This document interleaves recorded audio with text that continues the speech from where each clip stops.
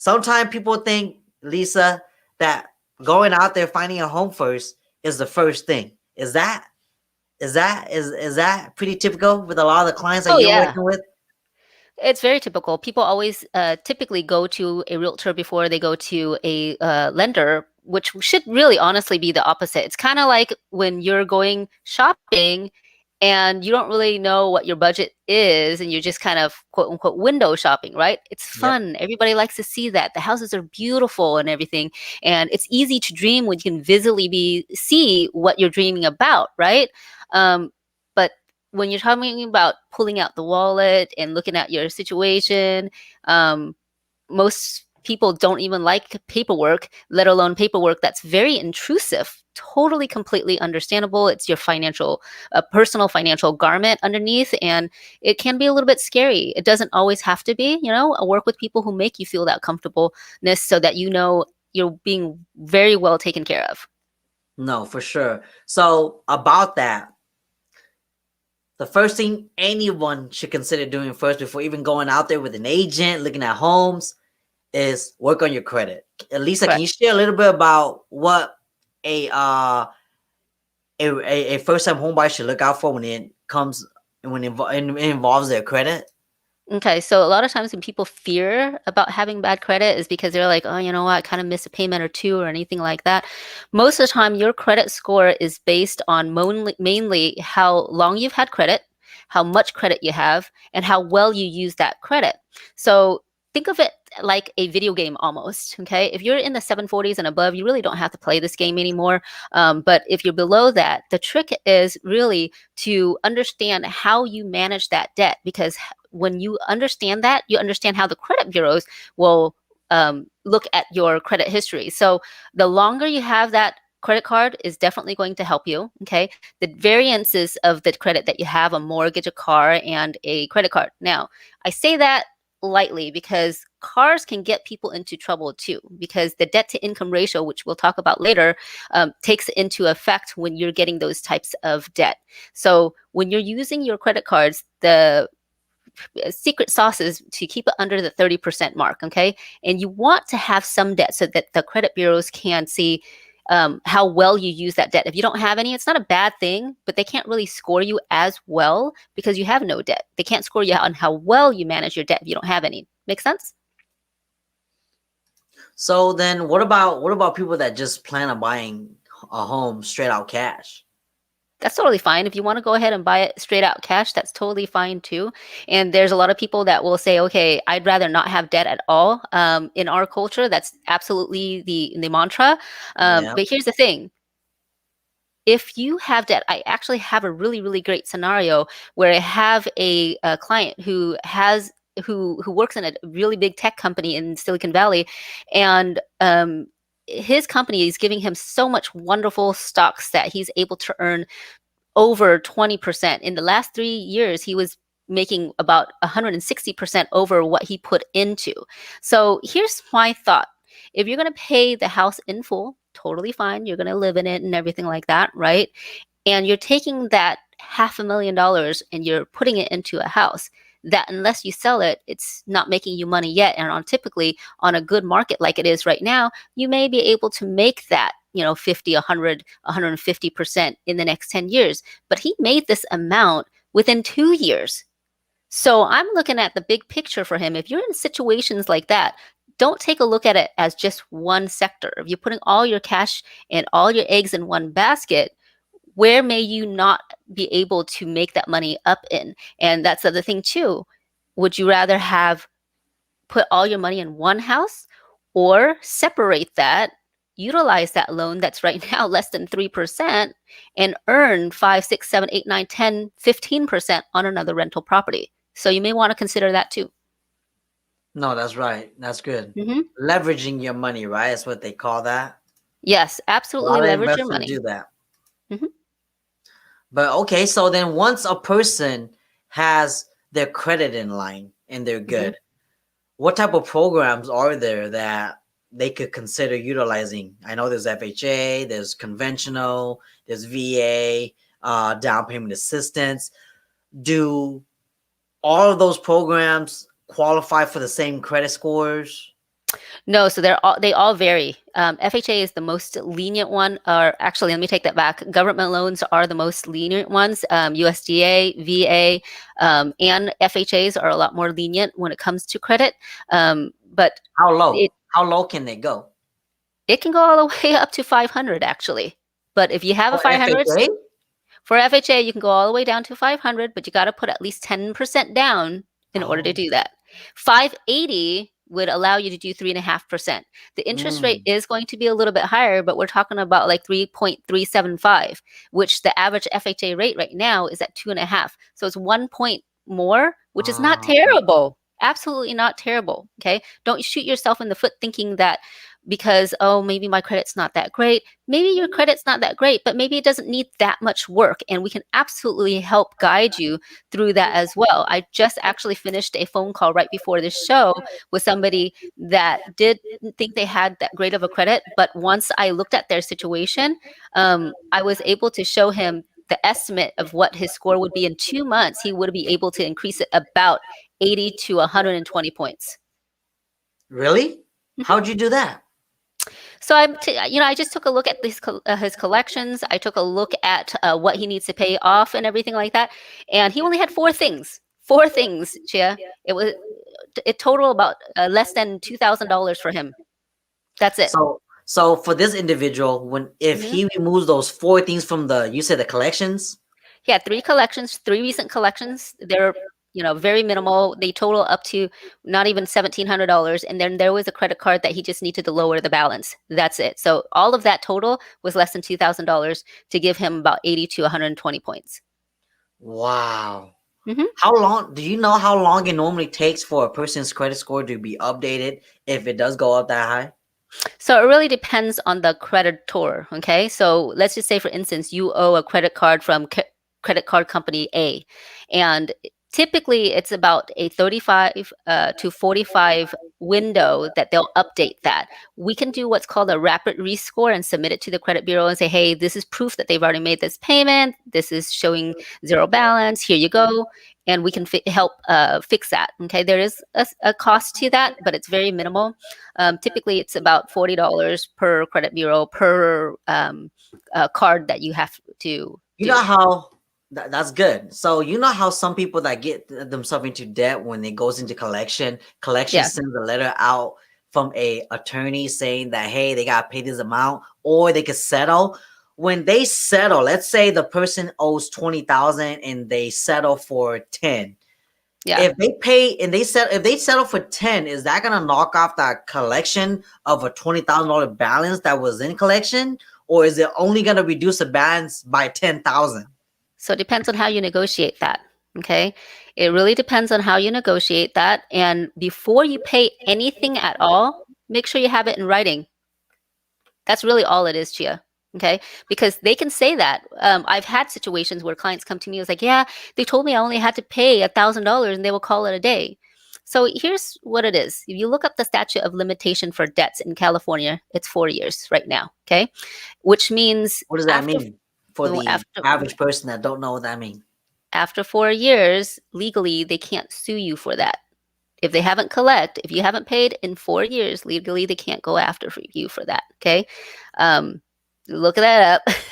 It's a very sticky situation, but they don't want to tell you. They don't want to um, promote that. Okay. Of course. Um, so sometimes they already know that, hey, this debt probably won't be able to be settled. So they'll go to the attorneys that will handle these types of cases.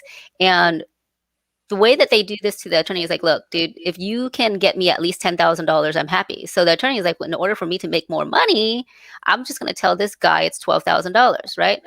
But let's just say he's looking at us like it's going to be really hard for me to extract this from this person. So that attorney that works for that collection agency could also say, hey, well, you know what? Why don't you just give me $1,000 and we'll call it a day? We'll wash out your debt. Well, guess what just happened? If it's not in writing, okay, Mm. they can go back and say, well, that conversation may not have ever happened. How do you prove that? Mm. How do you prove that? And once you make that payment, even if it's $1, that 4 year statute of limitation starts all over again. Oh, I see. You know Yes. what's so funny? You just reminded me of a story. I spoke with a client He's been trying to get qualified for a while, and we spoke the other day, and this is what he told me. I kid you not. Chia, somebody called me, this Indian dude or whatever mid Eastern accent dude called me and asked for my bank account number, and I gave it to him, and he was trying to take $3,000 out to pay my collection, and I gave it to him because I was trying to settle my debt, and I was like, "Why'd you do that? Why'd you give Oh your my account gosh. number to them? Because that's a debt collector. What if instead of taking $3,000 that they were saying they're gonna settle, what if they take the whole 10,000?" And he's like, "Oh, it's They okay. They couldn't get in because my online banking has security to block that. yeah. Because they were trying to get in from like India or whatever, and so my bank account didn't let them. So should I let them next time? Like, no, don't do that. Wait for them to send you a letter and then pay through the letter." Oh, absolutely. And that's the thing, I want to let your audience know that a lot of times when these companies, they could be overseas companies, these collection agencies may not be in the States. Yeah, So they don't operate on our rules because there's no jurisdiction really made for them. I mean, I'm sure that there's some sort of like stuff that they have to do, but we don't know what that is and it's out of our territory. So I would be very, very wary to just pay anybody over the phone. yeah. A Chichi fan, for the love of beauty, says, right call, right. Call, get them to make a deal, send you a letter in writing, then pay from that statement that they sent you. Yeah. That's good. Best content says, oh, this is for you, Lisa.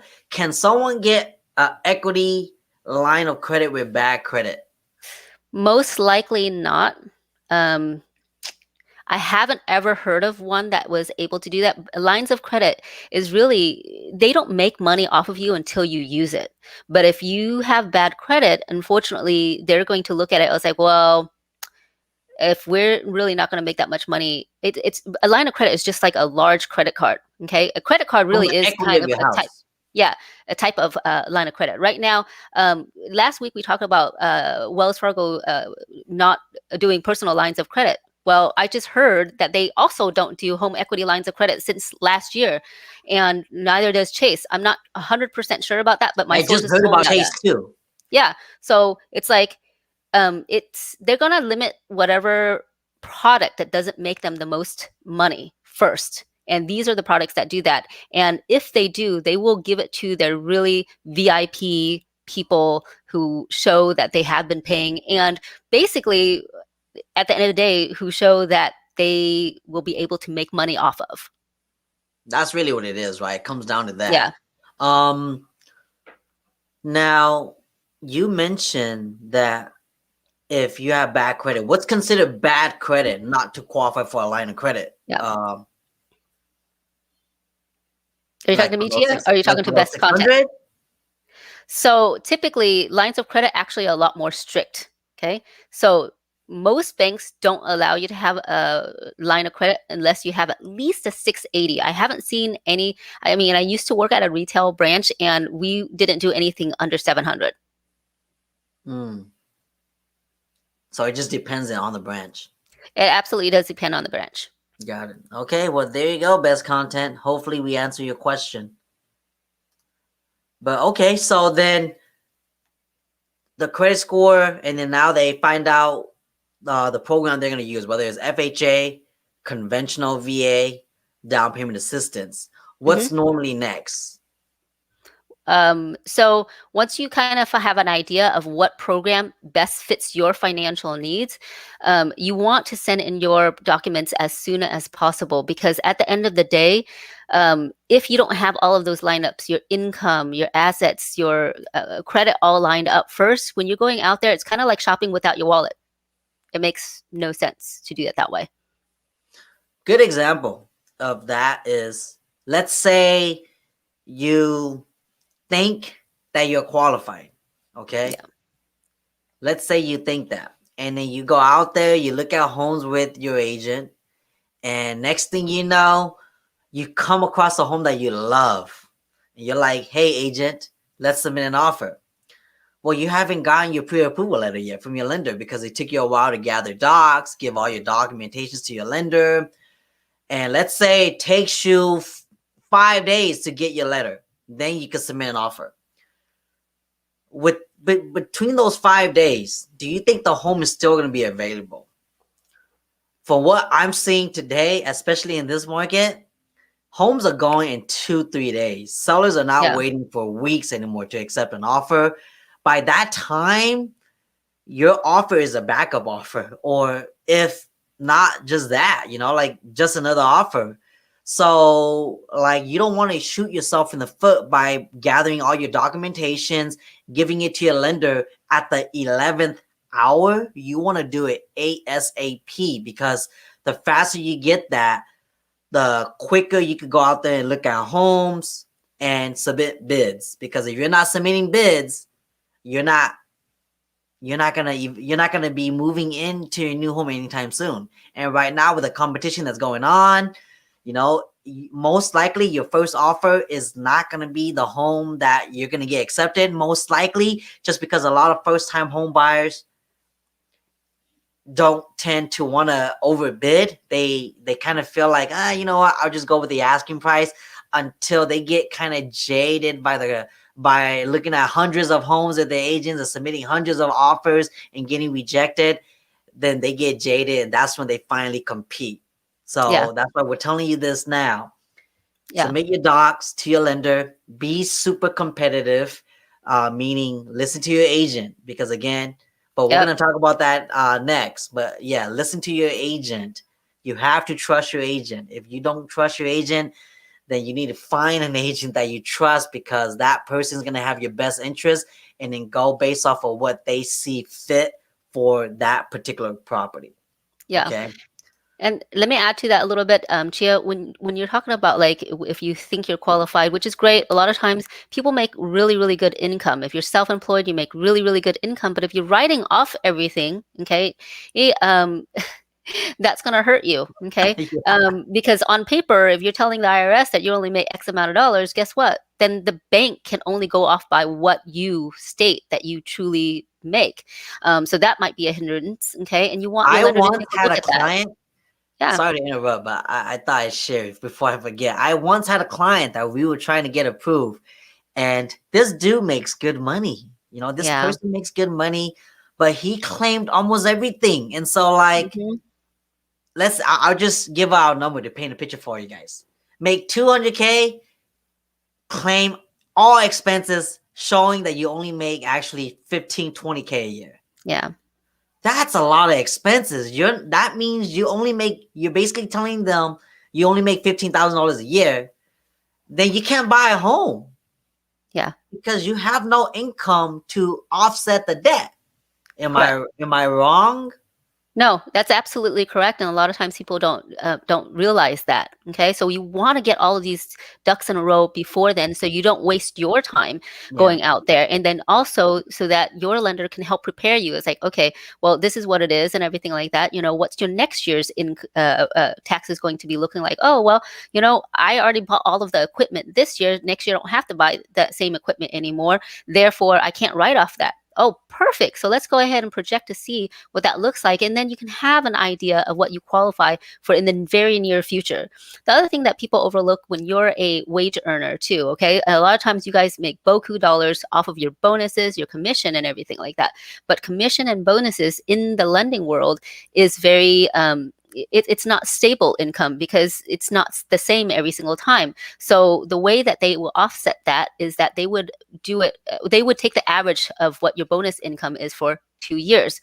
So let's just say, for instance, we just had a recent client situation a few months ago, Gia, remember, where they were going from a salaried position and then to a commission only position. They've Yeah. never been commissioned before. And because of that, they weren't able to buy, even though their commission was 3 times what their salary was. But because it's commission, again, they had to wait 2 years to have that average, unfortunately. So, a lot of times that does, that will affect your situation. We're not here to kill any deals. We don't make the rules, guys. We just want to share it with you so that you're fully prepared when you go out there. Yeah, that client, I remember. That Yeah. client is well qualified. Yeah. It's just, they didn't know. They Yeah. didn't know, and then, unfortunately, we went into escrow. Remember, Mm-hmm. we went into escrow, and then we had to cancel because they didn't know. For them, they just assumed, oh my God, I'm getting better pay. My my debt to income is gonna be way lower. Now I could qualify for more. I'm more qualified. So heck yeah, I want this promotion. But the whole pay system, like what Lisa mentioned, changed Yeah. from salary to commission.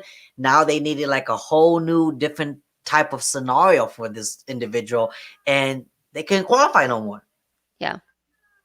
So like, man, that was really, really unfortunate. But yeah, I remember that client. But we do have a comment.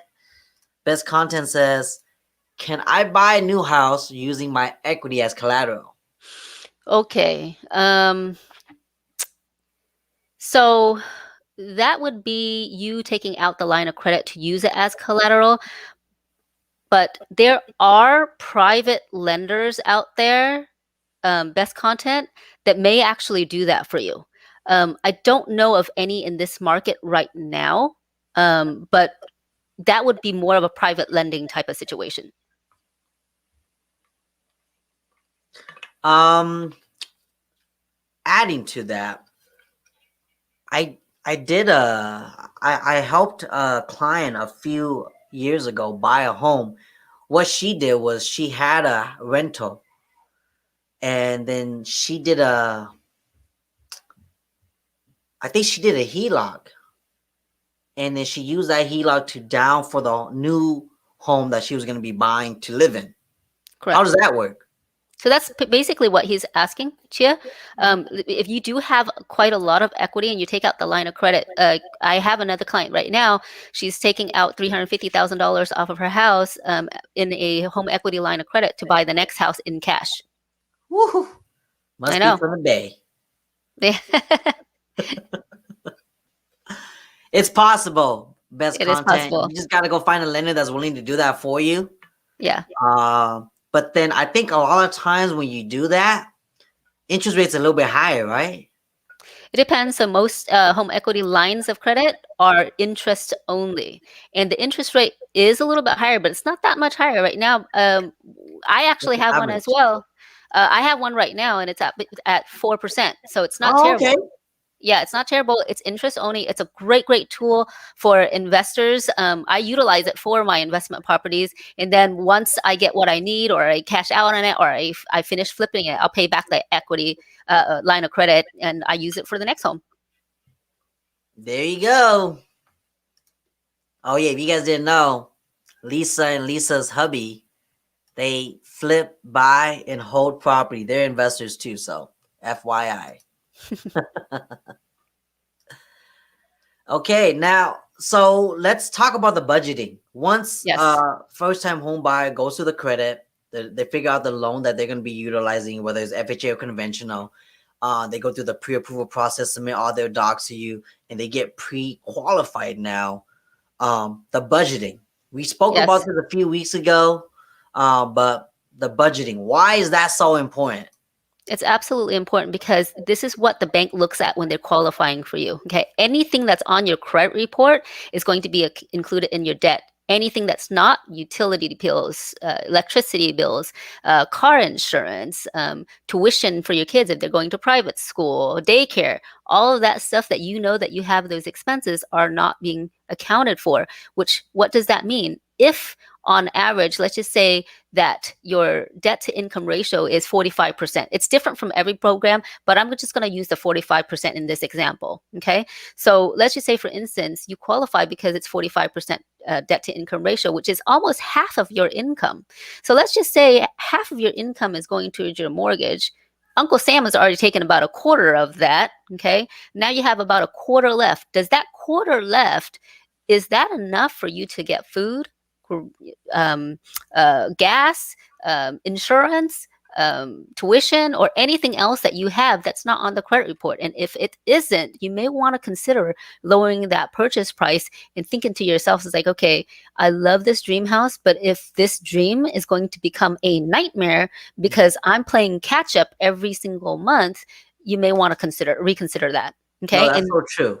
yeah, the That's budget where the analysis. budgeting is so important because Yes. a lot of times, like you guys hear me and Lisa talk about it on the live streams before, just because you're pre-approved for the maximum of a set number does not mean you should buy at the max, Right. because then you need to consider everything else, because you're not just going to be buying a home and then smelling the fresh air and surviving off of that, right? You got food, you got Hmm. transportation, you got utilities, maintenance. Right. So you have to factor all that in, because a lot of lenders that will pre-qualify you will not even bring that up. Well, honestly, Chia, it's really not the lender's job Of to do course. that, right? Yeah, And it's but also not. then at the same time, I get it. It's not their Yeah. job. It's kind of like Yeah. me saying, "Oh, it's not my job to tell you what that contract means." Right. I'm still gonna read it to you and tell you exactly and Yes. summarize it. Yes, absolutely. I mean, it's not the lender's job, but I do this because I once upon a time was a first time buyer before I came into this industry. And I absolutely think it's super important. And for me to Mhm. do an extra step of giving you that budget analysis takes another 5 minutes, if even that, right? And it's just to shed some light to show you the numbers without the emotions attached to it. Because again, when you're buying a home, when you're falling in love with a home, it's really exciting. It's really super emotional. It's just like falling in love with anything, right? So I show you the numbers so that you can take the emotions out just a little bit so that your dream stays a dream and not becomes that nightmare. Yeah. We have a few comments. So Ramel, hopefully I pronounced that right. I apologize if I butchered it, okay? Lisa, I need a home in North Cal. Help, please. Her Yes. number is in the description box below this video. So whenever you can, go down there, text her, say hi, Ramel from the live stream today, and she'll say hi back. Hi. Ralph says, hello to both of you. Thanks for all these videos, especially in this region. Well, you're welcome, Ralph. Do they require W-2s or pay stubs, and how many years, months back? Okay, so I usually like to take a look at two pay stubs just to see if there's a consistency with that. The most recent one, W-2s are 2 years, okay, and that's pretty much it. Another thing I want to add to that, Ralph, when you guys are talking to a lender that you guys want to work with, be honest with them. Yeah. Don't try to hide like ninja income somewhere. Like, oh yeah, I'm getting money from here, there, under the mattress. I'm not gonna tell the lender or whatever. Tell your lender. Like again, it goes back to what I was saying about the agent. If you don't trust your lender or your agent, then you need to find somebody that you do trust Yeah. and that you do feel comfortable telling these things to, because buying a home is a big commitment and it's a big investment. And it's, you gotta tell them these things so that way they can better assist you and tell you what is a better case scenario for you. Because there's so many times, right, Lisa, we work with clients that try to hide certain important facts from you, and then we qualify them based off of what they tell you. Right. And then turns out they could have qualified for a better home if they would have told us the whole scenario, right? So like you have to be upfront. Don't, Yep. because here's what's gonna happen, okay, Chi fans? You guys are gonna try to hide these information, and the lenders are gonna find out one way or the other. And when Yep. they do find out, it's either gonna shoot you in the foot or it's gonna make your situation way better. Right. It's better to find that out before you get into contract, because I'll tell you this right now. There's been times when I'll be in contract with a client, a buyer, and in the process of a lender that did not really fully do their due diligence on the client, when they go into escrow, they go based off of what the client tells them. And then once they start digging around, requesting documentation, they figure out, hey, you have another property in a different region. How come you didn't tell us about that? Now we gotta consider that debt. Now we gotta consider like all of that. Now it changes everything. Right.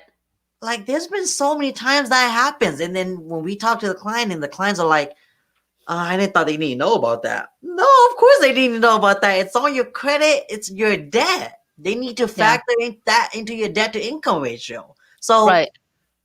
Don't lie about your situation. Be upfront, because the worst thing a lender that you trust will tell you is, you're not going to qualify now, but here's what you need to do in order Yeah. to qualify. Maybe wait a week, wait a month, wait a year.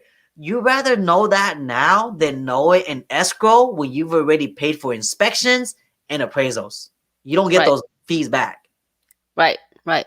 Actually, you made a really, really good point, Chia.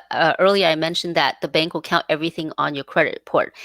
You know, that is a very, very good thing to understand. If you own property, if you're on title of your parents' property, your siblings' property, any other thing that like that, okay, even if you're not on the loan, okay, there's still property tax, there's still home insurance that still needs to be accounted for. It may not show on the credit report. So as a lender, for the first, like, I'm the first point of contact and the first line of defense for you. I won't see that. But guess what? The underwriter, who is the actual judge to judge whether or not you're qualified to purchase this home and that you can afford it, that it's comfortably affordable for you, they're the ones that are going to see all of those reports. They have the license to see that, whereas I don't just yet. So think of it, your lender as your attorney. Okay, when you're going into court to get a loan, to get that approval, and all the documents that you provide is evidence of your qualification. And if you don't present all the evidence and it comes to light from the judge, they're not going to take that lightly. But if you show it to your loan officer, who's kind of like your attorney in the situation, then they can say, okay, we got to work on this, or this. Or they can tell you up front that, okay, based on this, you really only technically qualify for 450 and not 750. So let's go ahead and start looking at that. Let's be realistic about the situation so you don't come out with money, like Chia said, that, it's never going to be returned to you.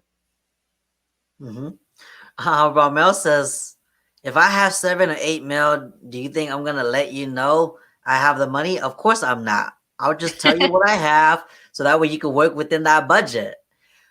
So Ramel, I totally understand. It's a Yeah. lot of intrusive information that you don't want Yeah. other people to know, and that's okay. You don't need to tell them that amount, but anything that involves your credit that could be a factor in qualifying you, that's gonna be something you need to tell your lender. That's what I'm referring to. But then, like, if you have money that's you don't want your lenders to know, again, they're gonna find out anyways, because they're gonna request bank statements. Unless you have 100 million in a different bank that you don't want to show that, then that's perfectly fine too. But they normally do find out. Okay, So so so let me pause right there too. Is like, so Romel, if you have like stocks account, you have any other accounts and everything like that that you are not using to purchase a home, you do not have to provide that at all. That's Mhm, totally absolutely okay. If you only need $20,000 to purchase this home because you utilized a down payment or something like that, that's totally okay too. mhm. All right. So Ralph says, thanks for the reply, Lisa. If you add someone to your application to increase your DIR, do you add also their debt? In DIR, is that short for something, Ralph? Maybe they're talking about the application or as a co-borrower. But I think whenever somebody adds someone to the application, they normally do add their debt too, right? Oh, absolutely. So I'm hoping that that's what that means. If you're asking to increase your purchasing power from the context, that's what I'm kind of understanding. Yes, they can add to your purchasing power, but they can also decrease your purchasing power too. Because if you're adding another person, they would need to qualify the same way as you. So if this person has good income, but they have an enormous amount of debt, that would also count against you and not for Oh you. yeah, he referred DIR to debt income ratio. Oh, got it. Okay. Debt to income ratio. Okay. Yes, like what Lisa said, Ralph. Normally, you're bringing their whole credit file into yours. So if they got bad credit and you have great credit, who are they gonna go with? Yeah. It will always default to the person that has the lesser situation. Okay. So your co-borrower may not always be helpful. But you won't know that until you see their Right. situation as well.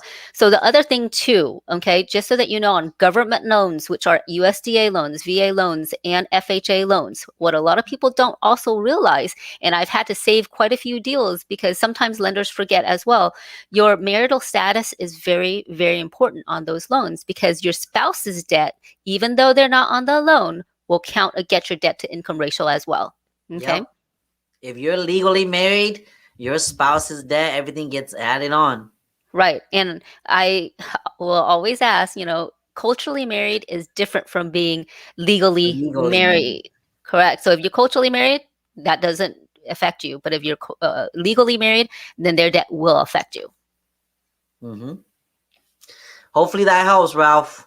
Um, Ralph says, again, thanks for all the comments, Ralph. I'm assuming they average the last two W-2s. Example, if you made about 66,000 first year and about 95,000 next year due to bonuses and overtime, do they average it out? So yes, okay. So if your income increased because of bonuses and overtime, commission, things like that, then yes, that income will be averaged out. But let's just say, for instance, somebody makes a salary of $50,000, and then on top of that, they get bonuses. So the 50,000 will be just 50,000. And let's just say, for instance, they started out with 50,000 one year, and the next year they got a raise, and now they're making 60,000. Okay, and then we will count that 60,000 on the base income. Okay, we don't need to average that out for 2 years. We only average out overtime and commission and bonuses. There you go. Thanks, Ralph. Yeah, what's up, Nya? Says, have a family member with excellent credit add you on as an authorized user on all their credit cards for a quick credit score boost. How does that work, Lisa? Yes, you can definitely do that. Not everybody will want to do that, FYI. Okay. So if you do have loving family members that would like to do that for you, again, whatever they tag you on, their credit history, if they have a long history, if they have a large credit base on that, then yes, absolutely, that would help you. Yeah, I actually, me and my wife did this that same strategy, yeah, a few years ago before we bought our first home, about 5 years ago, because she had better credit and I was so against getting a credit score growing up, so I never got one. And so she added me, I started establishing credit, and then from there, started utilizing it. But yeah, that's a great strategy. Yeah. Main Her says, is it ethical to be my own agent, assuming I am licensed when buying a property? It's totally ethical. People do that all the time. What Mhm. you could even consider doing as a tip, if you're planning on representing yourself as a buyer when buying a property, Main, you might be able to negotiate reducing the price. Just tell the seller or the agent representing the seller, hey, I'm an agent. I want to buy this home. Can you just knock off the commission that you're planning on paying me off the purchase price? I did that with my first home. I represented myself. So I did the same thing. Not a bad idea, not unethical at all. People do it all the time. As a matter of fact, if you flip that, a lot of agents that are investors list their own properties. Okay. So just FYI, there's nothing unethical about that. Okay, it's not wrong. They allow you to do that. Yeah. Kim Lee says, my son has $250,000 for down payment, and he would like to buy a house around 500 or 550K. So how much income does he need? Okay, let me price it out real quick. Give me just a moment. You can share your screen too. Okay. So whenever you have that ready, she's gonna get that ready for you, Kim. And then we can talk more about that scenario. But hey, thanks so much for all the comments, y'all. The night goes by so much quicker when you guys are engaging like this. 550. One thing I do want to share with you guys while we're waiting on Lisa is if you guys are first time home buyers and you guys are planning on utilizing FHA, versus conventional because your credit score just doesn't allow you to go conventional, or it just doesn't make sense for you to utilize conventional versus FHA. I want you guys to know that right now a lot of sellers are preferring conventional offers versus FHA because there's a lot of hiccups right now with FHA offers, and conventionals offers and appraisals are normally less strict when it comes to inspections, etc. Okay, so I want you guys to know that. So if another one thing we also didn't talk about too, Lisa, was the difference between FHA and conventional, right? FHA, you're always gonna have mortgage insurance, PMI. Stuck on the loan, doesn't matter how much equity you have in the home, it's always gonna be there. Yeah. Conventional, once you have 20% equity, you call your lender and they change you out, it kicks out that PMI. Okay, because I always like to say PMI is it's free money for the lenders. Okay, it's an insurance thing in case you default. But for the owners, it's waste of money. You're burning money because you're paying that PMI and it doesn't do you any good. Mm-hmm. So your goal as a homeowner should be, how fast can I get rid of my PMI? And if you're that person, utilize conventional if you can, because like right now, I've had buyers within 6 to 7 months to a year, the PMI gets knocked out because their equity in their home's been going off like crazy. I just spoke to Johnny the other day, Lisa, and he was telling me about his PMI getting knocked off, how they didn't even have to pay for appraisals. Yep. And they're And so that was like, thankful. yeah, it's less than a year. Yeah, Like crazy. 11 and a half months or something like that. Yep. Yeah, so they were so stoked, and then they knocked off a couple $100 off their mortgage just because the market went up. They didn't have to pay for the appraisals, none of that. So it was Yeah. great. Well, So it was great for them because they really, really were. They were such amazing people, and they were yeah. sponges, and they were visual people. And he just happens to be super handy. So he saw a diamond in a rough, and at that Oh, time, the market was crazy. Not as crazy as this year, but the market was already crazy enough. So he saw a diamond in a rough. He was very, very handy. Therefore, he created this diamond in rough into such a beauty. I mean, yeah. his landscaping is absolutely amazing, and there was no need to actually even have to do an appraisal. And that's the thing. Sometimes we can get appraisal waivers, not all the time, but sometimes when the value in that neighborhood just simply is going up so significantly that the system for lending just shows, hey, this qualifies for a waiver. So that's what happened in their situation. It was amazing. Yeah. You ready for Kim? Give me just one more moment, okay? Okay. Okay. Maine says, love that black watch here. Thank you. It's not black, it's blue.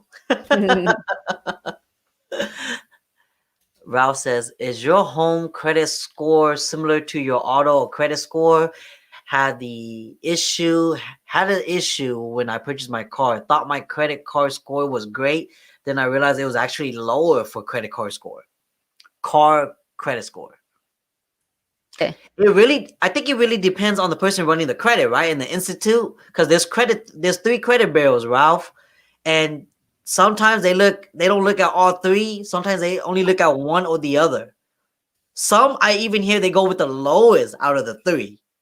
That's why I always like to say, people that utilize Credit Karma, that's great, but Credit Karma only shows you 2 credit bureaus. There's a third one that they don't show you. That third one might be the determining factor for your approval. So it's good to know all 3. Okay, I'm ready. You ready? Okay. Yes. Kim, in order.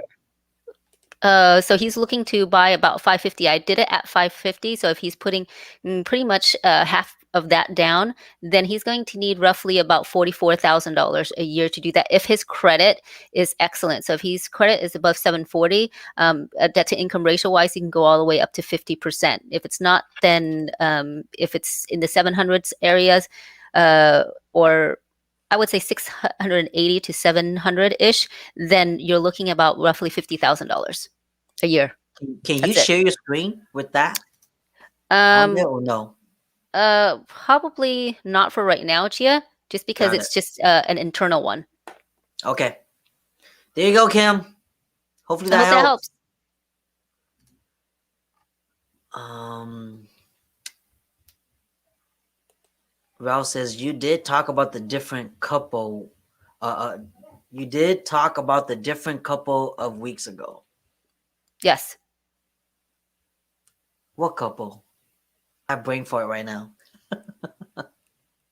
Oh wait, the couple that we just mentioned. Yeah, got it.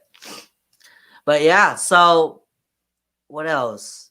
Once you guys identify what your budget is, okay, meaning the maximum you cannot exceed or you would be house poor.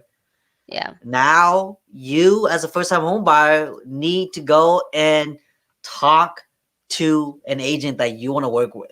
Now, it's important that you find an agent that you trust and knows the area because that's gonna help a ton.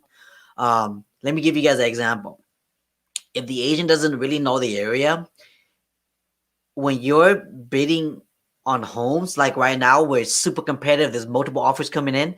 A lot of agents are putting the homes below market value. So let me give you a scenario. Let's say the home that you fall in love with was listed at $470,000. If the agent didn't know the area and found out that that home is actually worth 500K, meaning that that seller listed the home below market value to get buyers' interest. If that agent does not know that that home was worth 500K and you guys submit a bid at 480, in a buyer's perspective, 480 is a great offer, right, Lisa? $10,000 above asking price. Yeah. But when you compare it to market value, it's below what the home is Yeah. worth. It's $20,000 below what the home is worth. And here's where a lot of buyers make a mistake. They don't get their offers accepted because they're wondering why it didn't get accepted. It's because your offer wasn't competitive. Yeah. Your agent didn't do any homework on the area to find out that it was actually comped at 500K and that this seller actually just put it on the market below value to create interest. Right. And then you're figuring out that the offers that they did accept were like in the 550K range or 520K range or even 510K range. You Right. see the big difference there about on local market knowledge and not market knowledge. It's so important. And then when you find an agent that you trust that knows that, listen to their advice. They Yes. live and breathe. Hopefully, the agent is a full-time agent and this is their livelihood.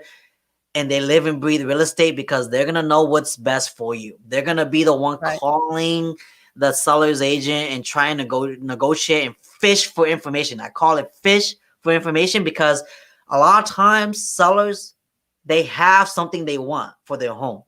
Either it's a price, terms, meaning do they need to stay another 30 days after the home closed because they need to go and find another place to live or move out of state.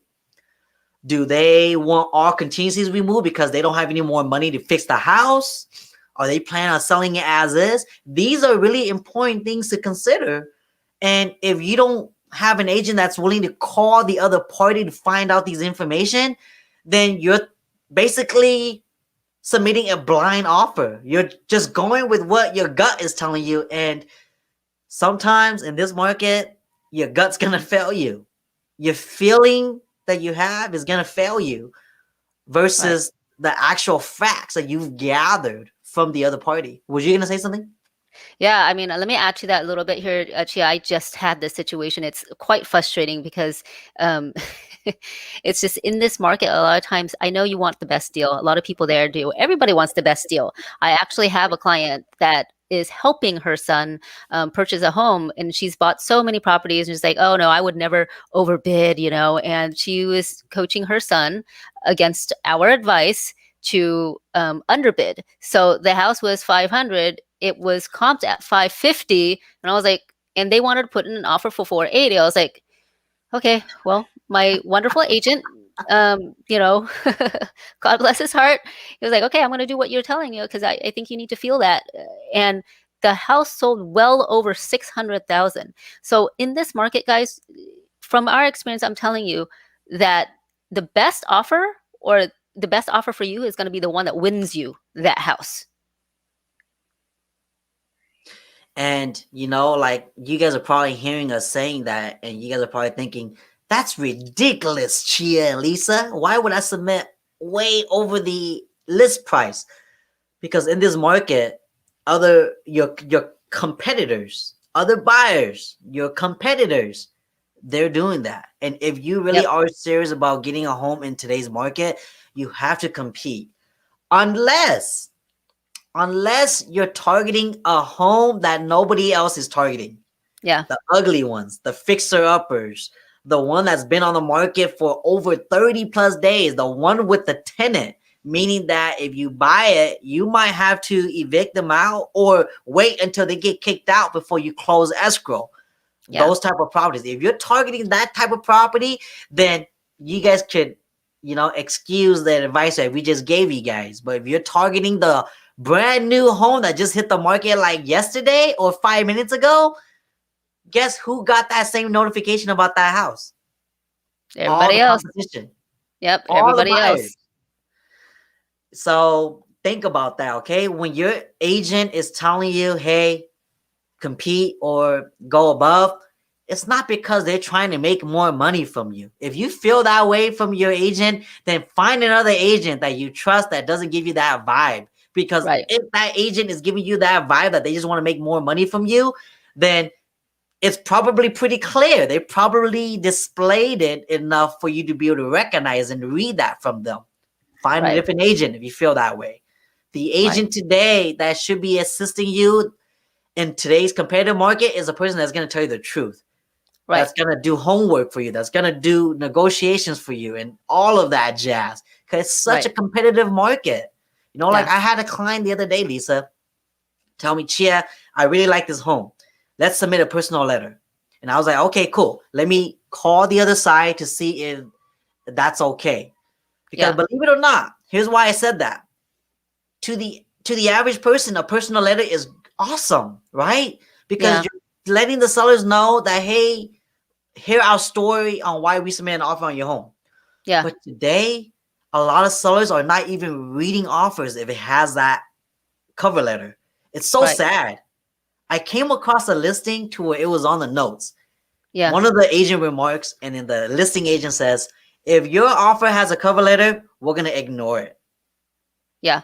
So that's why I make those phone calls to find out if they're even going to read it. Because if they're not going to read it, you just put your heart and soul into writing that personal letter, and then they're not going to even read it. And then when they don't Right. accept your offer after that letter too, you're going to be shocked. So I rather find all that out up front before we even submit the offer. So that way we could Right. give them the best impression, let them know we're here for business and we're serious about the home and that we're not here to play games.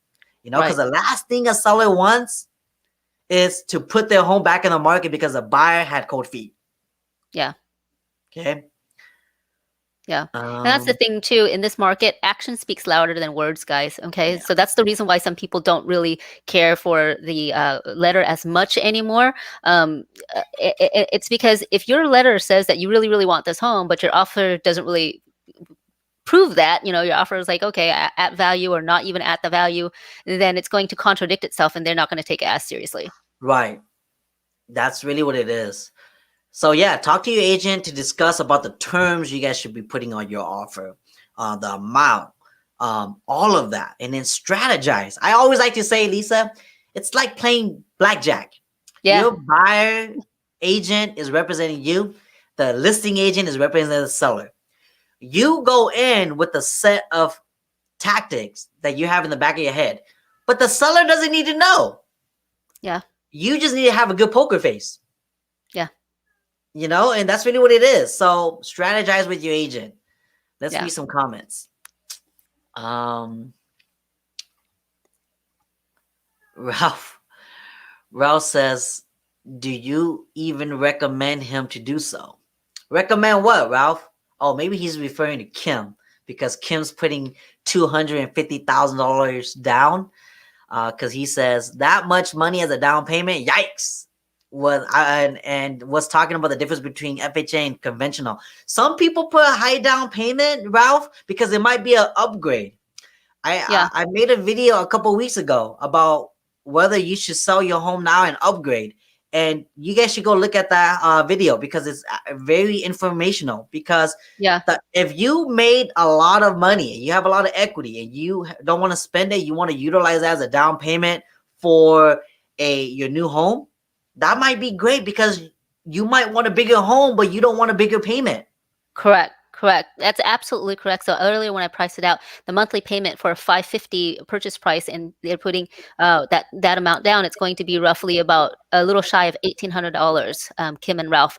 And so when you're buying that and you're saying, okay, well, I can rent this house out for $2,200, and I want that payment low. So every single month I'll cash flow a little bit more. So everybody has their situation. Not every person is the same. I'm not saying yes or no to any situation. I'm just saying, hey, if you're able to make more money elsewhere, maybe take a look at that. But if you're able to save more money because you don't have an elsewhere, that might be better for you to put a larger down payment. Yeah, because some people might not want that PMI. Some people Yeah. just want the lowest amount because this might be a retirement home for them. They might be retiring and their income is based off of that budget. So they factored in, I need to put in this much money as a down payment so that I could still enjoy my pension. Correct. Everybody has a different scenario. Your situation is going to be unique to the next person and the person after you. So Right. remember that. There's not just one size fits all. Correct. Thanks Correct. for the What's comment. Ralph also says, I'm trying to purchase, but I think I'm not ready yet, especially in this market right now. Question. He had his hand crystal raised. ball? Crystal ball time. Is it going to be down next year? If so, when? And when's the right time to engage an agent? Good question, Ralph. Is it a good time to buy? It really depends. Everybody's situation is different. We know people, me and Lisa right now know people where they're tenants and they're getting evicted, so they have to buy because they don't want to keep renting because they've been renting for the past 10 years and they're just tired of moving every year. And rent's as high as a mortgage. If you're in that situation, then maybe buying is better. But if you're in Okay. the situation to where you're just living with friends and family and you don't really have a commitment and you're not really obligated to getting kicked out or moving every time, then your lifestyle might be different. Maybe you want to save up for when the correction happens. More power to you. When the correction happens is the ultimate question, right? We don't know. And it's funny because me and Lisa was talking about this before we came live. We were looking at the 06, 08 numbers Mm-hmm. data Mm-hmm. of what triggered the market crash during that time. And I think you guys might want to know, but maybe we'll save it for next week because we're already past the 7 o'clock. But it's really interesting. Yeah. Let me give you guys a quick tease, okay? I met up with a client of mine that bought a home 5 years from me. And they want to sell. And they told me the reason they want to sell is because the last recession that hit, the last market crisis that hit, they missed the boat.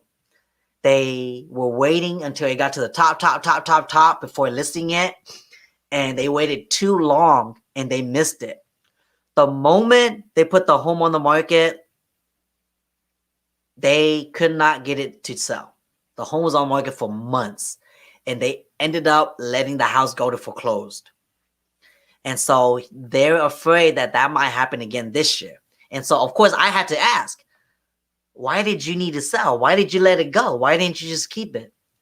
For them, they let it go because they were following the crowd. Everybody let their home go during that time because they were either in a bad loan, meaning adjustable rate, or they just didn't feel like paying for it no more because everybody else was doing it. So they missed that boat. So this time they wanted it to do it again. And so my question to them was, right now, with everything going on, is this similar to 06, 07? And they said, yes, it's bringing back memories.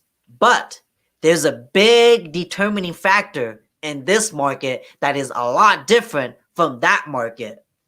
So because of that determining factor, they're just kind of iffy that it might not happen like how it did in 06, 07. But we're going to talk more about that next week. Okay. Sorry to tease you guys, but it's a lot of information. And I think you guys will be able to like find a lot of value from that, because we're going to learn about what caused a crash and how the data was recorded, because data don't lie. You guys always hear me say data do not lie. So we're going to be showing you guys the data from 06, 07, 08 and compared to today. And you Yeah. guys at the end of that could be the judge and see if the crash is coming anytime soon or not. Right. Ralph, you mentioned when should you go start looking for an agent. Really, you want to look with your lender first to see what the qualifications are. Even if it's not until next year, at least you know what your qualifications are so that you can have an idea. And the way that Chi and I work is whatever you qualify for, say it's like a 500,000, start looking at homes in the 4 to 450 range, so that if there's some wiggle room that needs to be done, you have that. You've set that up for yourself in order to do that. Correct. And I'll add to that, Ralph. You could go and find an agent anytime.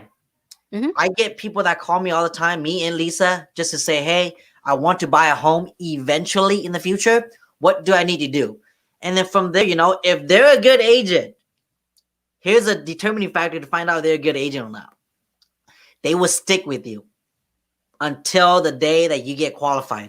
I've been with so many clients for years, 4 years, 5 years, just to get them qualified and coach them through year by year so that Yeah. they can get qualified and buy a home. And it's so doable as long as you follow the game plan. And if you find an agent that's willing to do that for you where you're at, Ralph, that is a keeper. That agent is a keeper, because you know for sure that agent is not trying to make money on you, because they don't get paid to wait that whole year and 4 or 5 years for you to get qualified. They have to try to make their money elsewhere, helping other clients that are qualified. But at least find somebody that would touch bases with you on a weekly or monthly basis. Maybe not weekly, but monthly or quarterly basis, just to make sure that you're following the game plan that the lender gives you. And if you find a good agent, sometimes that agent probably already has a preferred lender to where they already have a relationship and they trust. So if you trust that agent, guess what? That means the person that they trust is most likely going to be a good lender too. So it's not wrong to go either or. Vice versa, if you find a great lender, they might have a preferred agent that might be great too. But you have to find out on your own, because everybody's taste and people is different. Okay. Makes sense. The $1 million question. Yep. $1 million question, Ralph. Wow. Time flew by today. Great chat, Chia, today. Oh yeah. Time did fly by, Alley Cakes. Yes, it did. It's good. Teaser are great. What date and time for next week? Let me put it in my calendar. Every Thursday, 6 p.m. Yep. So next week, what date is that? That's the 29th. So we'll be back here on the 29th, and I'll talk about the data from 06, 07, 08, because I think you guys are going to like that a lot. You guys could utilize that information for today's market. But that's it, Chi fams. We're going to let y'all go. And that's it. Thanks for sticking around. Oh, one more comment. Nat says, I don't even know if I have a good agent. Oof. You would know. If you don't Yeah. know, then you don't have a good agent. Well, You need to know. Yeah, ask them the questions that you would normally ask, or whatever questions that you hear from that's arising from the show. Ask them that, and then maybe you would have a work on that relationship with them. And if you feel like they're working on that relationship with you as well, then it's a symbiotical relationship. And if not, you absolutely have the right to interview other agents. Here's a question I always like to tell my clients. If you could ask yourself the question of, do I like this agent enough to where I don't mind inviting them over for dinner or having lunch with them? That could kind of speak a lot.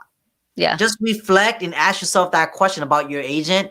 You would know what it is. It's either a yes or a no. Very simple.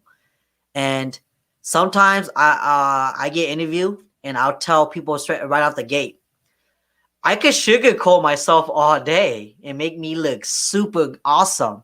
But if I take you out there to the fields and we go and look at homes and submit offers, am I the same person?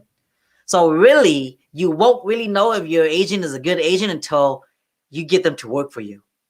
Yeah. Okay, interview across the table. That's great. You're taking notes, you're reading body languages, but it's not the same when they're in the field. How are they when you're sending them addresses and they're scheduling homes for you? How are they when you guys are submitting offers? Are they telling you everything that you really need to know and the truth?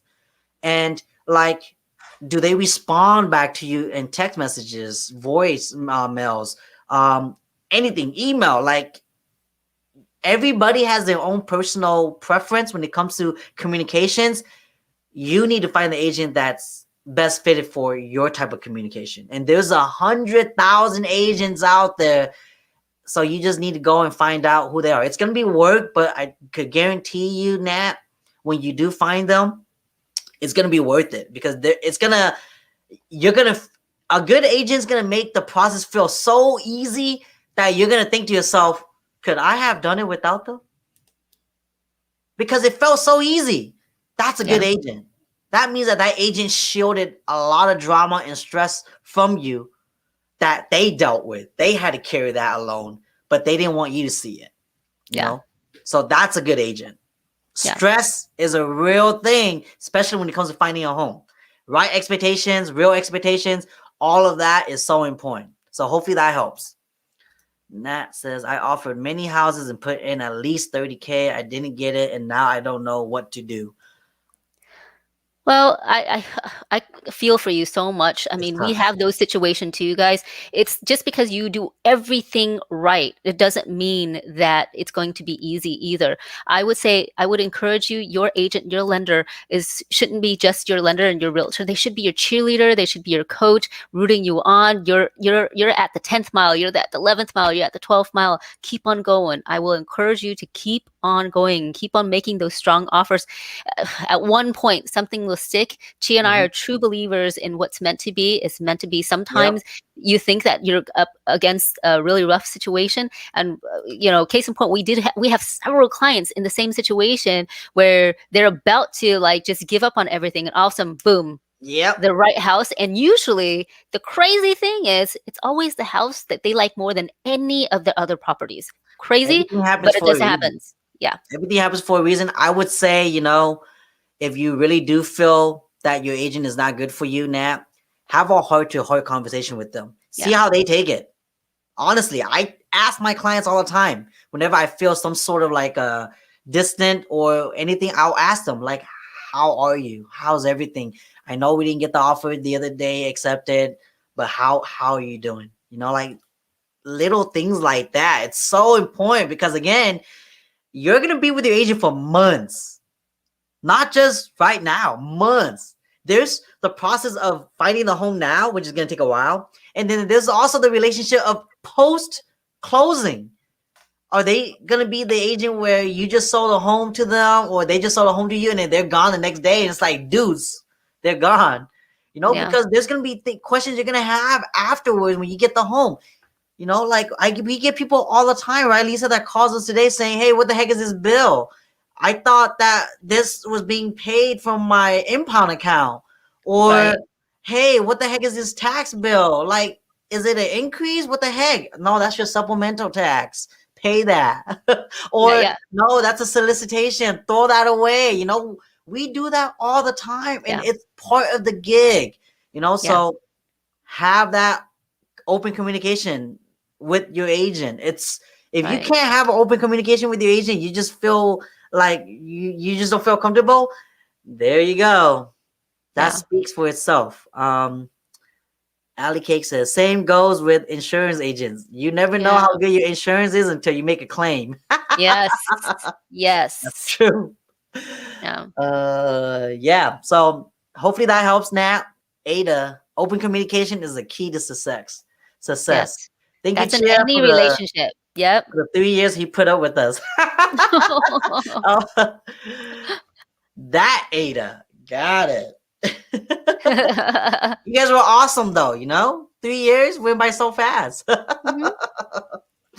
But okay, we're gonna end it here. No more. Okay, sorry. Think so again.